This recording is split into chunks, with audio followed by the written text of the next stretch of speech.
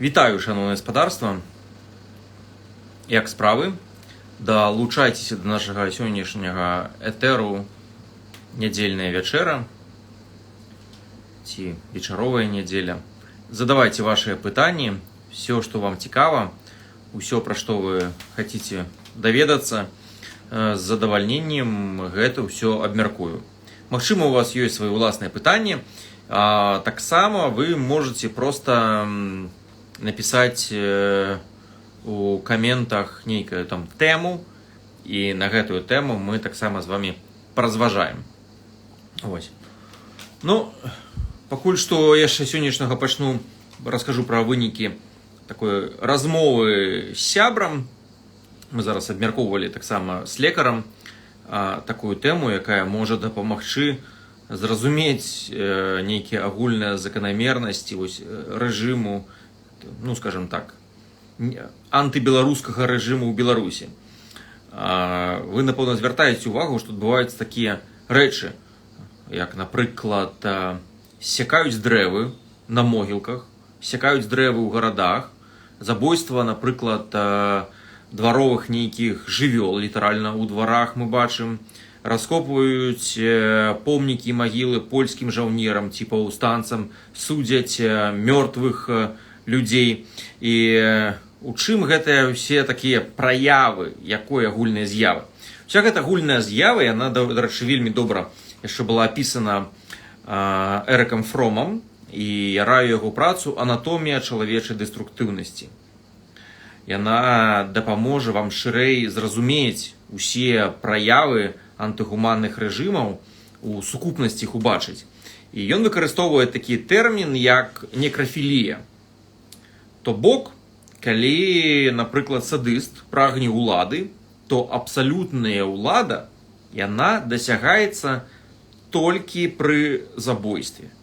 То бок, пакуль чалавек яшчэ жывы, над ім усё роўна абсалютнай улады не будзе. Абсалютная ўлада магчыма толькі над, безумоўна, толькі над мерцвяком. Толькі над мерцвяком. Таму, з пункту гледжання такой, псіхааналітычнага гледжання, все, што робяць абодва дыктатары, гэта трэба забіць краіны, а потым іх гвалціць. Но нездарма, менавіта, што падчас сваёй, ведаеце, як тут абгаварыць сабе па Фрейду, як мы кажам, так, калі нейкія гаворкі ёсць, такую агаворку сапраўды, напрыклад, той жа Пуцін ён ужыў насамрэч.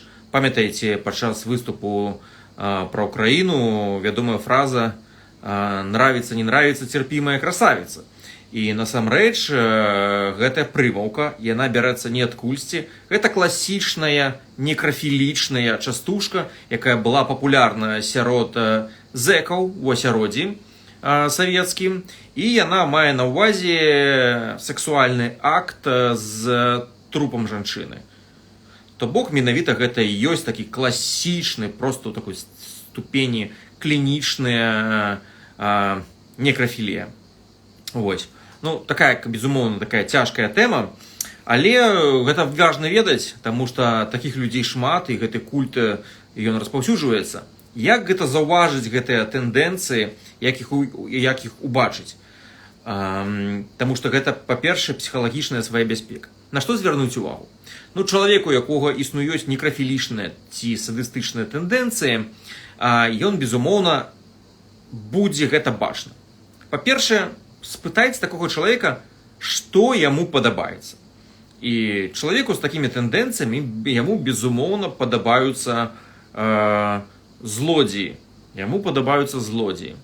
Яму падабаюцца забойствы, яму падабаецца гвалт.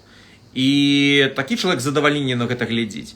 І пры гэтым у яго ёсць толькі захапленне гвалтам, эмацыянальная рэакцыя. І пры гэтым у яго няма аніякай эмпатыі. То бок, усе гэтыя садыстычна некрафілічныя тэндэнцыі, іх можна ўбачыць у сучасных даследаваннях на тамографе.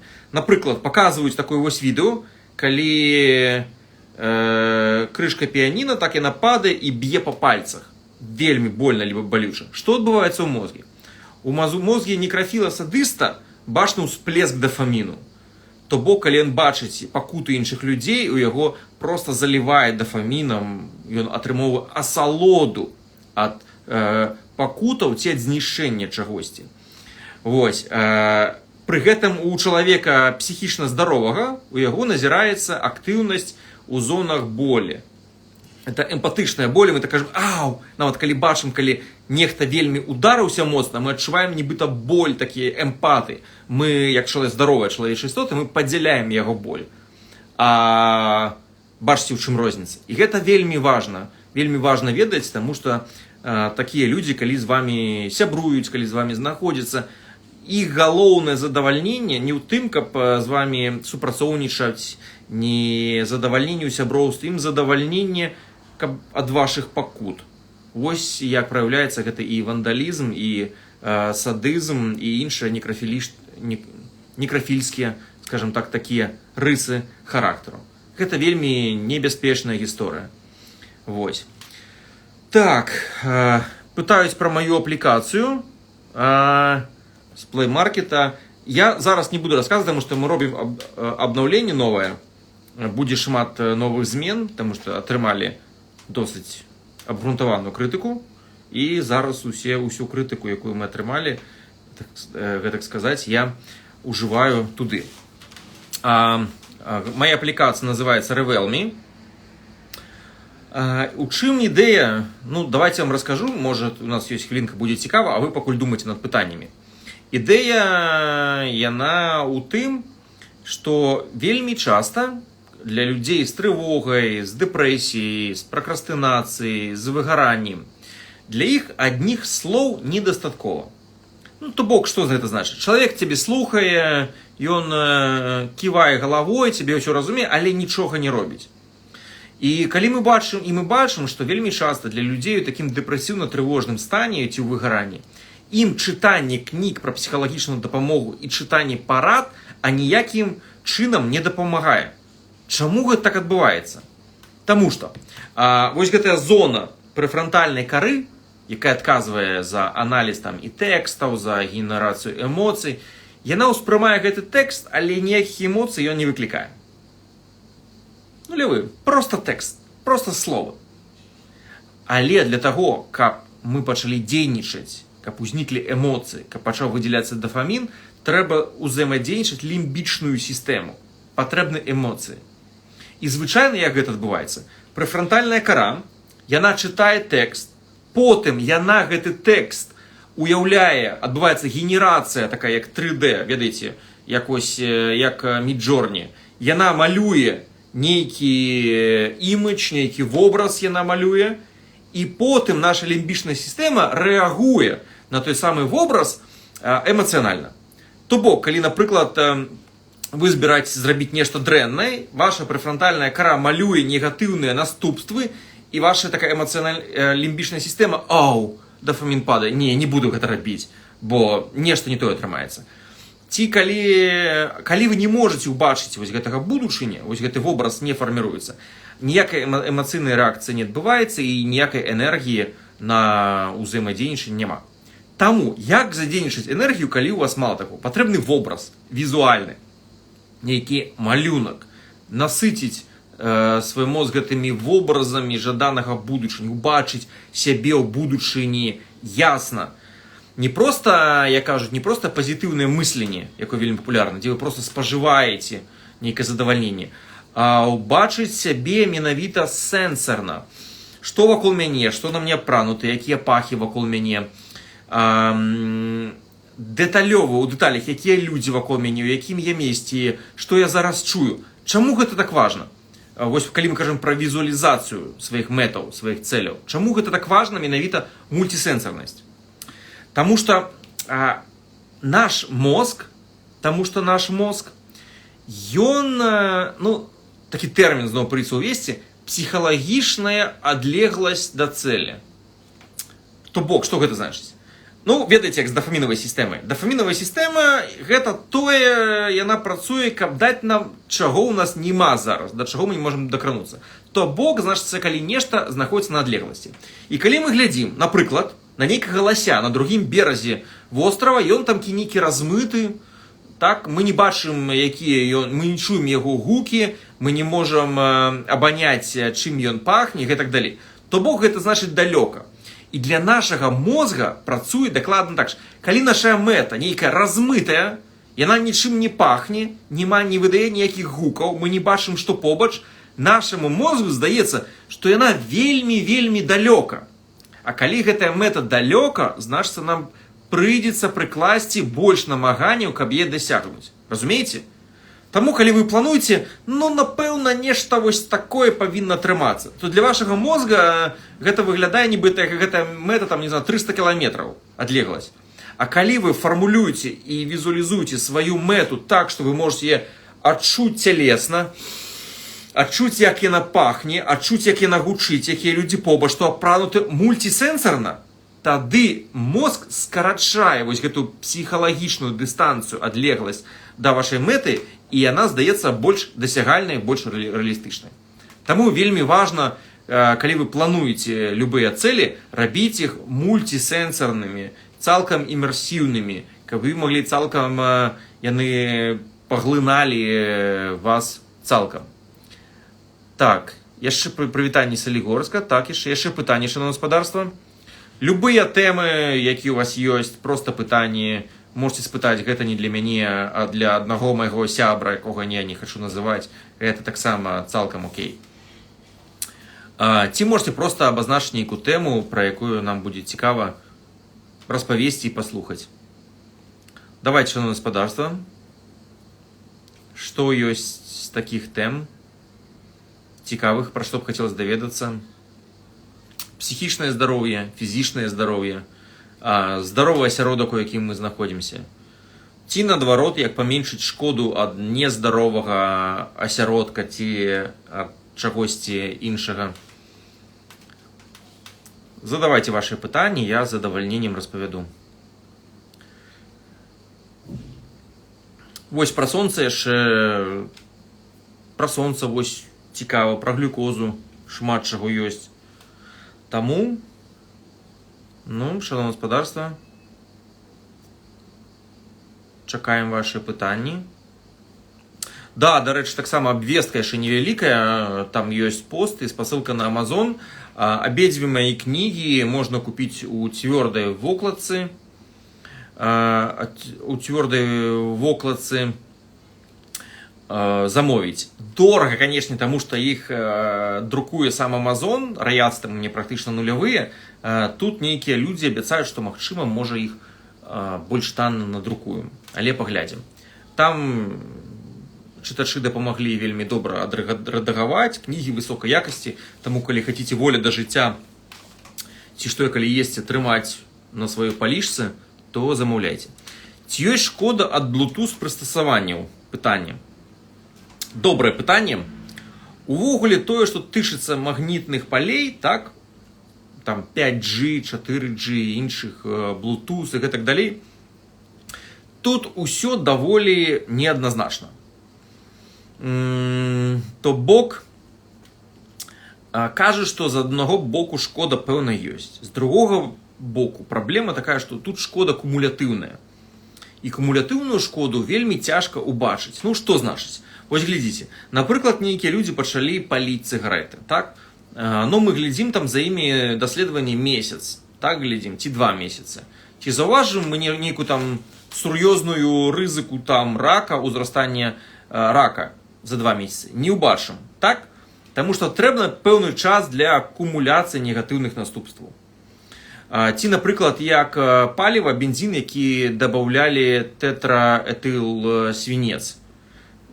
Здаецца, было карысна, было добра. Кампаніі вельмі любілі вось гэту дадатак свінцовы ў бензін, таму што ён рабіў устойлівым рухавікі спальвання.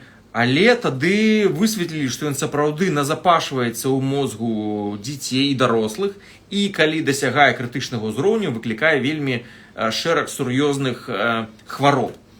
І, дарэчы, пачытайце, вельмі павучальная гісторыя, як адзін аматар, адзін чалавек, ён бароўся тады з амерыканскімі нафтавымі кампаніямі і паліўнымі і даказаў гэтую шкоду свінца. Як яго травілі, як пра яго хлусілі, і яму ўсё ж такі, нягледзячы на гэта, навуковымі даследаваннямі удалося пераламіць думку грамадства выиграть суды и забараніць ужыванне тетраэтылсвінцу як дадатку менавіта ў паліва. І ён выратаваў просто там тысячы чалавечых жыццяў. Вось, павучальная гісторыя. Зараз жа, як з мікрапластыкам таксама, крышачку год, два, тры, нічога не адбываецца, але ён накопліваецца. Дзе крытычны парог, за якім гэтае накапленне перайдзе ў хваробу? Яшчэ цяжка сказаць, таму што няма такіх даследаванняў. Тое ж самае, калі мы кажам пра Bluetooth прыстасаванні, пра ўсе іншае, вострай хваробы гэта не выключа. Ці ёсць кумулятыўныя змены, мы не ведаем. Агульнае правіла такое, калі мы не ведаем, да, невядома праблемаў, ўсё ж такі не варта гэтым злоўжываць. Вось такая вось гісторыя. Таму што, як гэта сказаць, многія праблемы многіх новых тэхналогій, яны выяўляюцца толькі з цягам часу, таму што маюць кумулятыўнае ўздзеянне на арганізм. Таму не магу дакладна сказаць. Пакуль што розная Bluetooth не шкодзіць асабліва. Што будзе, калі ён будзе 20 гадоў узаемадзейнічаць ці на дзіцяці штодзённа, я не ведаю, таму што ўсё ж залежыць ад дозы. Трывожна-дэпрэсіўнае расстройства. У залежнасці якой цяжару. Сярэднія і цяжкія, тут антыдэпрэсанты, тым больш ёсць антыдэпрэсанты падабраць правільныя, якія зніжаюць кампанент трывогі.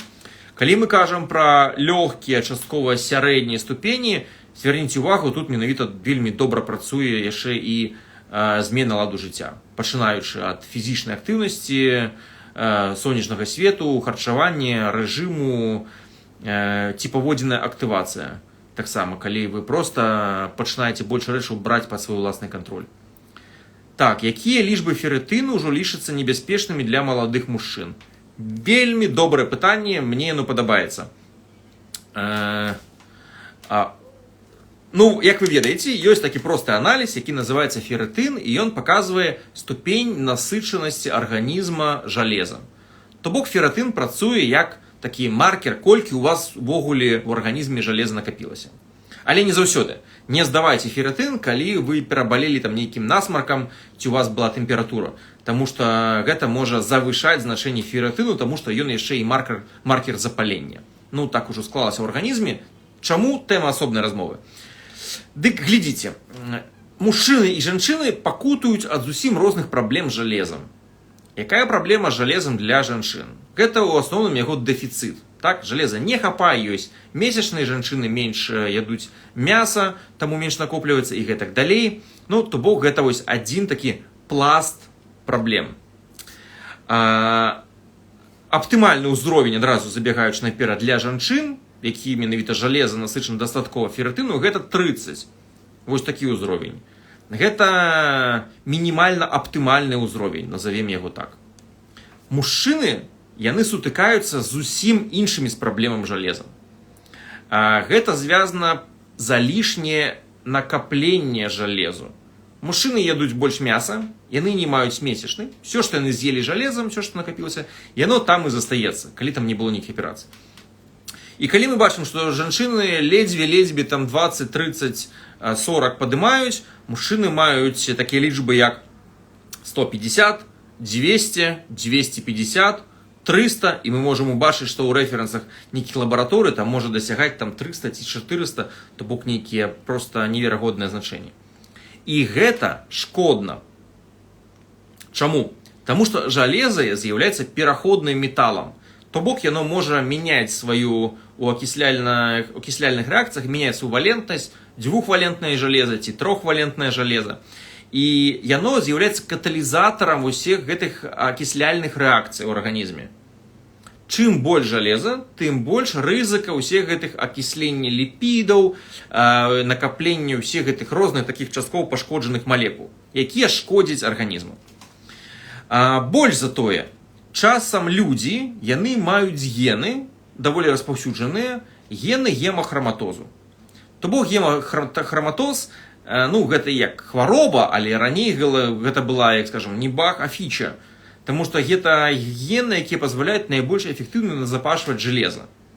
У тыя старажытныя часы, калі мяса было мала, кругом жылі паразіты, якія ў нас смакталі там знутры і высмоктвалі і так далей, гэта былі класныя гены, якія дапамагалі падтрымліваць высокі ўзровень жалеза. Зараз паразітаў няма, а калі спатыкаеце вы мужчына і у вас яшчэ шмат яшчэ ёсць гэта гены, якія вам дазваляюць яшчэ больш накопліваць жалеза, гэта павялічвае значна рызыку цэлага шэрагу хвароб. Ад сардэчна-сасудзістых захворванняў, у мужчин з высокім жалезам ён вышэй, да деменцыі. Хвароба Паркінсона, безумоўна, гэта топ сярод гэтых праблем, таму што лішняе жалеза яно выклікае сур'ёзнае павышэнне рыску Паркінсона. Што рабіць, які ўзровень? Я лічу, што трэба імкнуцца да ўзроўня менш за 150, аптымальна да сотні дзесьці для мужчын. Як пазбавіцца ад лішняга жалезу? Тут вельмі проста. Плюс для здароўя, плюс для кармы. Вы проста ідзеце, як донар крыві, здаеце лішняе жалеза. Таксама для жанчын з высокім феррытынам гэта можа быць таксама добра. І знойдзена, таксама вынайдзена ў даследаваннях, што донары, асабліва мужчыны, якія здаюць рэгулярна кроў, яны адрозніваюцца нашмат меншым рызыкам цэлага шэрагу хвароб, пачынаюць ад ракаў да сардэчна-сасудзістых. То бок просто разгружаючы свой арганізм ад лішняга жалеза, мы яшчэ і павышаем, паляпшаем сваё здароўе. Плюс тут яшчэ ёсць адна такая хітрыка дадатковая. То бок, калі мы просто здаем частку нашай крыві, это сучасная навуковая, то мы можам выводзіць з цыркуляцыі частку яшчэ састарэлых, пашкоджаных малекул. І ёсць даследаванні, якія паказваюць, што здача крыві ў гэтым сэнсе, яна можа стымуляваць там аднаўленне новых клетак і гэтак далей. То бок гэта лічыце такая, аўтаэфагія, калі вы згубілі частку крыві і у вас замест таких пашкоджаных, паўдохлых клетак крыві, якія назапасілі там шмат пашкоджання, вы іх просто выбрасілі, а у вас новыя ўтварыліся з коснага мозгу здаровыя клеткі, гэта круто, як такі дадатковы бустер, які ўплывае на здароўе. Вось такія адступленні пра жалеза.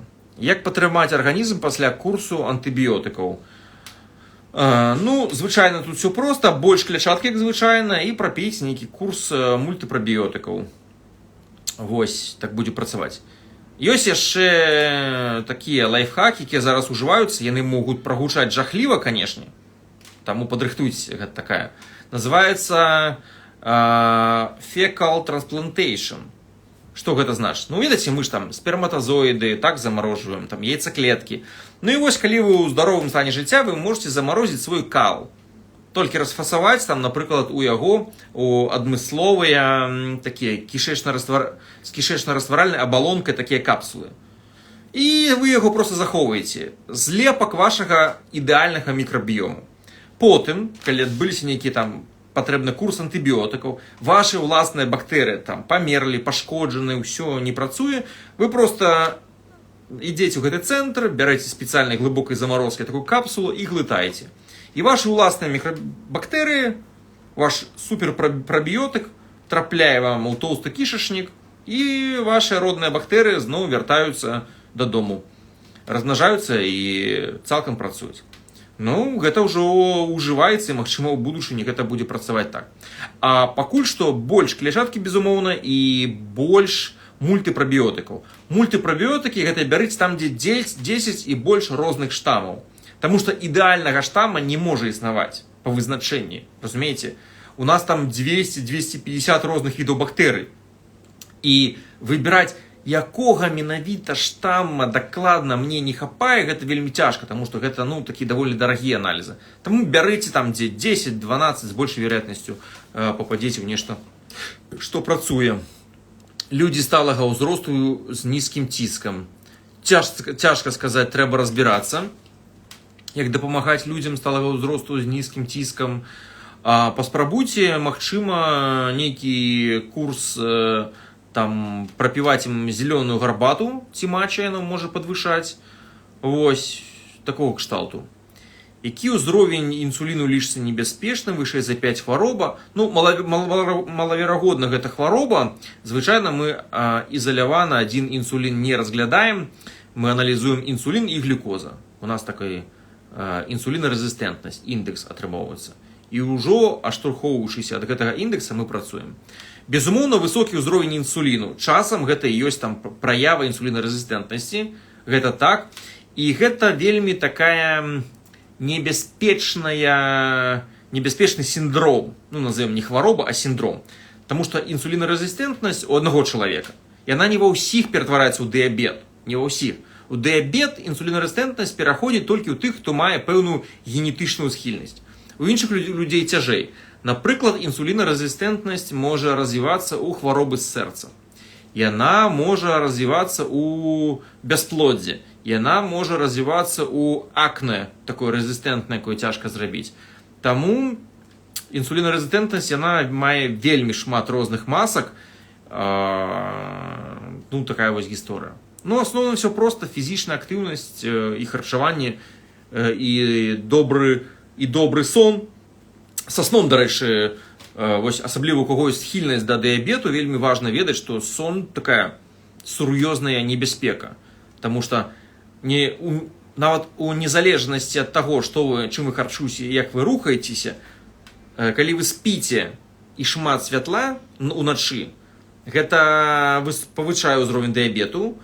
Калі вы спіце і вельмі спякотна у спёцы спіце, такая любіце пакаёвую тэмпературу трымаць высокай падчас сну, гэта рызыка дыябету. І калі вы спіце недастаткова, гэта таксама рызыка дыябету. І калі вы прасынаеце, що там ад нейкіх гукаў, рызыка дыябету. То бок спаць, калі вы добра спіце, гэта дадаткова вас яшчэ абараняе ад дыябету. Ці ёсць сэнс у тэстах на пераноснасць розных прадуктаў? Літаральна на днях я таксама яшчэ чарговы раз даказваў чалавеку, што сэнсаў няма, і нават, каб яму гэта заапрувіць, прысылаў яму схілку American Heart Diseases Association, дзе была чорным па беламу кампіляцыя навуковых даследаванняў, што тэсты на харчовую непераносімасць прадуктаў, яны абсалютна бессэнсоўныя і не маюць аніякай якасці. Адзіны доказ, аб чым кажуць гэта прадукты, што вы іх елі калісьці ў жыцці. Тое, што там антыцела ад аднаго крышка павышаны, паніжаны, гэта ўвогуле не мае ніякага клінічнага значэння і не сведчыць аб некай перанасімасці. Окей? Вось гэта імунаглабулін, вось гэтыя тэсты, нібыта гэта еш, гэта не еш. Гэта цалкам фейк, хлусня і проста развод на грошы і крыніца неврозаў у людзей. Вось. Таму там некаторыя тэсты, вы ведаеце, вось неперанасімасці вы можете праверыць вельмі проста. Вось існуе такі элімінацыйная дыета. Што гэта значыць? Это просто вы можете праверыць, ці ёсць у вас неперанасімасць пэўнага прадукта. Павінна быць два крытэрыі. Напрыклад, павінна быць, вы ўводзіце гэты прадукт на некалькі дзён, і у вас узнікаюць гэтыя сімптомы, вы убіраеце гэты прадукт, і у вас знікаюць гэтыя сімптомы. Такая праверка. Напрыклад, уводзіце, ёсць сімптомы. Выбіраеце, няма сімптомаў. І павінна гэта менавіта быць два гэтых крытэрыя адначасова. Калі вы ўвялі гэты прадукт, у вас з'явіліся сімптомы, а ўбралі яны не зніклі, ну, малаверагодна, што нават звязана з гэтым прадуктам, магчыма, нешта іншае. Некаторыя неперанасімасці можна праверыць вельмі лёгка, вось шмат людзей там хвалююцца, неперанасімасць лактозы. Шановнае гаспадарства, выпіваеце пол-літра малака. Калі вы не пабеглі адразу, прабачце, дрыстаць у прыбіральні, у вас усё нармальна з перанасімасцю лактозы. Вось такі просты тэст, практычна за капейкі вы можаце зрабіць. Так. У спякоту трывожны і рваны сон. Ну, гэта тэмпература, безумоўна. Таму і трывожны і дрэнны сон. Таму што, ведаеце, як жа працуе? Па-першае, ведаеце, у нас ёсць святло, якое рэгулюе наш цыкл. Так? 24 гадзіны. І існуе яшчэ дадатковы тэмпературны цыкл.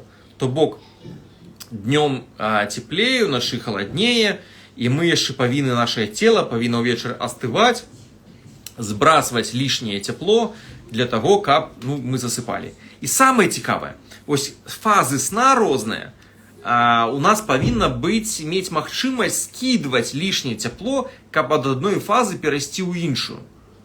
Калі вельмі спякотна, няма магчымасці просто лішняе тепло нашаму телу скінуць, арганізм не можа пераходзіць на розныя фазы, і ўсё, ніякага глыбокага сну мы не атрымоўваем.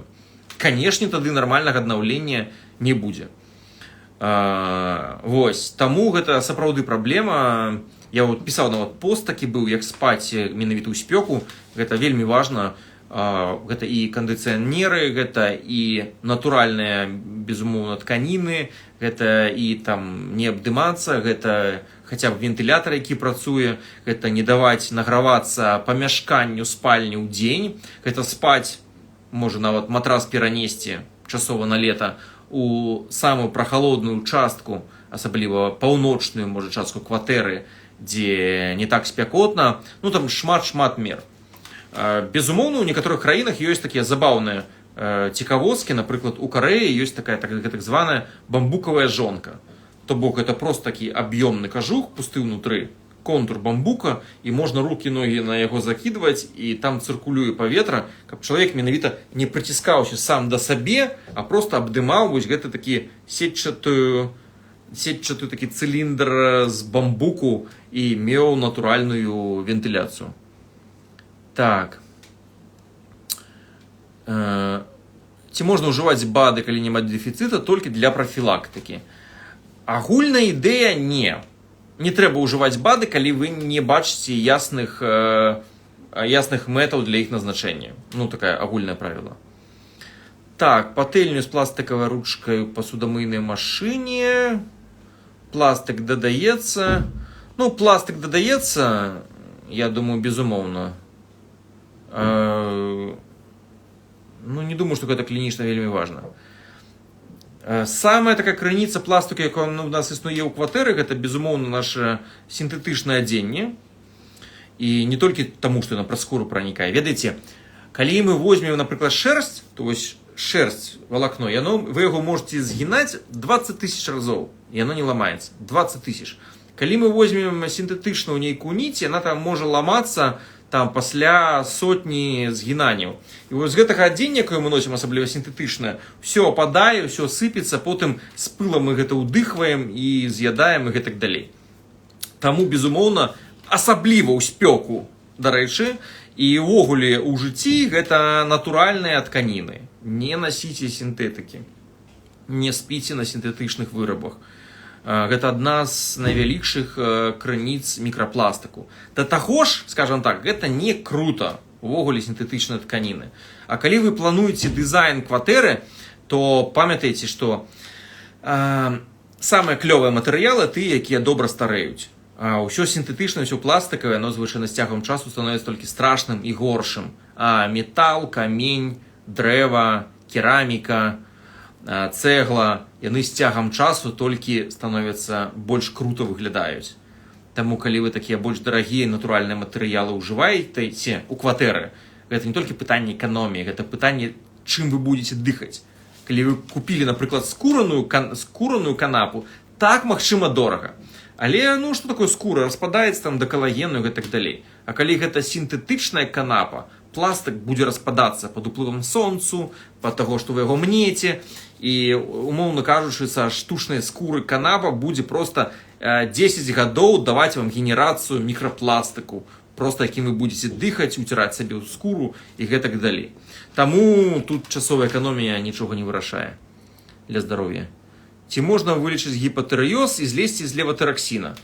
Вы не паверыце, але ў даследаваннях вельмі часта людзі, якія проста акуратна адмянялі леватэраксін пад кантролем, безумоўна, сімптомаў, яны з яго злазілі. Таму што менавіта прычына яна з цягам часу магла сама па сабе арганізм праходзіць. Ну, вось так і бывае. Вегетарыянства падлетка хлопца 16 гадоў. Ці трэба дадаваць прэпараты з жалеза? Ну, трэба глядзець аналізы, і веганства само па сабе, яно можа быць рознага чыну. Ёсць веганы, якія там ядуць проста макароны з маслам. Так, ёсць веганы, якія больш-менш скандэнсаваны. Тут само па сабе гэта нічога не тлумачыць, сам тэрмін. Так, як паменшыць дрэнны ўплыў адсутнасці рэжыму, праца ў розныя змены, у тым ліку ноччу. Ох, цяжкае пытанне. Уначы, як мінімум, старайцеся не есці ўначы падчас рэжыму, як мінімум дзённае харчаванне. Ну, ладно яшчэ. Так. Яшчэ я чула ад донара, што донарства дапамагае выглядаць маладзей і прыгажэй. Згаджуся, таму што меншая хуткасць акіслення. Таму донарства я раю. Так. Сына ж падаюся ежай, калі слухаў пра капсулы з ідэальнай мікрабіотай. Ну, што сказаць, тут, ведаеце, гэта насамрэч так, і гэта можа растлумачыць тую гісторыю, таму што чаму за годы вывучэнняў мы так і не вынайшлі ідэальнага прабіотыка. Няма такога ідэальнага штаму, які б падыходзіў усім. Ідэальны штам – гэта ўсе нашыя штамы. Так, у якім узросце аптымальна варта пазнаёміць дзяцей з салодкім? Ды можна ў любым: яблык, сліва, ягады. Гэта ўсё салодкае. Звычайна, калі яны пачынаюць хадзіць на дні нараджэння і знаёміцца сацыяльна з салодкім, тады мае сэнс, каб іх не ізаляваць і каб не цягаць іх за руку, калі ўсе дзеці ядуць там нейкі торт, ім растлумачыць, што вось там ёсць святочная ежа, камфортная ежа, ёсць ежа наша штодзённая, растлумачыць розніцу і гэтак далей. Як каліды, які прымаць куркумін? Выкарыстоўвайце яго як спецыю, не бачу сэнсу ў ім як дабаўку. Гарбата тусі, не ведаю. Скура мае апрацоўку хімічную. Маю, канешне, ведаю, але гэта не самая такая вось гісторыя. Не самая сур'ёзная. Так, што, вітамін D вас цікавіць, калі 37? 37 нармальны ўзровень вітаміну D. Дарэчы, вось пра вітамін D патлумачана, гэтым скончым. Разумееце, вітамін D, усё мы ось ходзім вакол вітаміну D, людзі, ведаеце, такі ёсць такія секта вітаміну D і гэтак далей. Вітамін D хітры маркер. Ён адносіцца да катэгорыі біямаркераў, якія маюць агульны назоў сурагатныя біямаркеры. Што гэта значыць? Зараз растлумачу. Глядзіце. Калі мы возьмем любыя навуковыя даследаванні, мы ўбачым адну і тую ж карціну. Чым вышэй узровень вітаміну D, тым здаравей чалавек. Чым вышэй узровень вітаміну D, тым менш рызыка раку. Чым вышэй узровень вітаміну D, тым менш рызыка дэмэнцыі. Чым вышэй узровень вітаміну D, тым даўжэй жыве чалавек. Крута? Выглядае? Крута. Але калі навукоўцы пачалі дадаваць вітамін D як саплемент, як дабаўку людзям, і глядзець, што атрымаецца, ракавым пацыентам, пацыентам з хваробамі сэрца і гэтак далей, што змянілася? Ці як паўплываў вітамін D на іх хваробы? Ніяк. Уяўляеце? То бок тым людзям, якія мелі ўзровень вышэй за 30 вітаміну, за 28, за 30 вітаміну D, дадатковы вітамін D аніяк не паўплываў на ўзровень на іх хваробы, на як яны вылечваюцца. Чаму? Як растлумачыць гэты парадокс? Уся справа тым, што ўсе гэтыя людзі, у якіх высокі быў узровень вітаміну D, ён быў высокі, таму што гэтыя людзі, больш часу праводзілі на сонцы, былі фізічна больш актыўныя, менш сядзелі дома ў сацыяльнай ізаляцыі, больш тусавалі з сябрамі, больш бегалі, больш радаваліся жыццю, інша. То бок, высокі ўзровень вітаміну D проста быў адлюстраваннем іх больш актыўнага ўзроўня жыцця. Разумееце? Таму ён быў узроўны.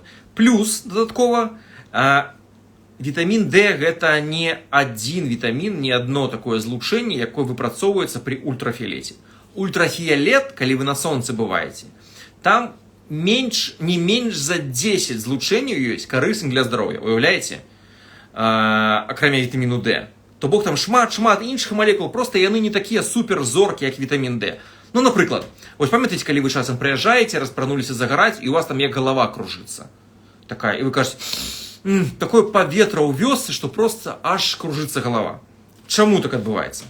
Таму што на сонцы выпрацоўваецца аксід азоту. Та самая віагра, так вы ведаеце? Якая там і ціск зніжаецца, і лібіда павышаецца, і эрэкцыя павышаецца, ўсё адначасова. Гэта ўплыў таксама сонечнага святла, ультрафіялета. І гэта там яшчэ толькі адзін. Про опію меланакартын, там, чаму людзі лепш худзеюць на сонечным свеце і гэтак далей. То бок сонечны свет і фізічная актыўнасць яны дабаўкамі вітаміна D, а ніяк не кампенсуюцца, ніяк гэта на іх не працуе. Таму 37 нармальны у вас узровень вітаміну D, прымаць яго дадаткова не трэба. Наш час скончваецца. Дзякую вам усім тое, што вы сёння прыйшлі. Збірайце ваши пытанні і далучайцеся ў гэты час роўна праз тыдзень з задавальненнем адкажу на ўсе ваши пытанні. Добрага вам працоўнага тыдня, будьце здаровымі, не бойцеся праблемаў, якія ўзнікаюць перад вами, станавіцеся просто больш дужымі, больш моцнымі, каб перарасці свае праблемы і набрацца сіл. Добрага тыдню, бывайце!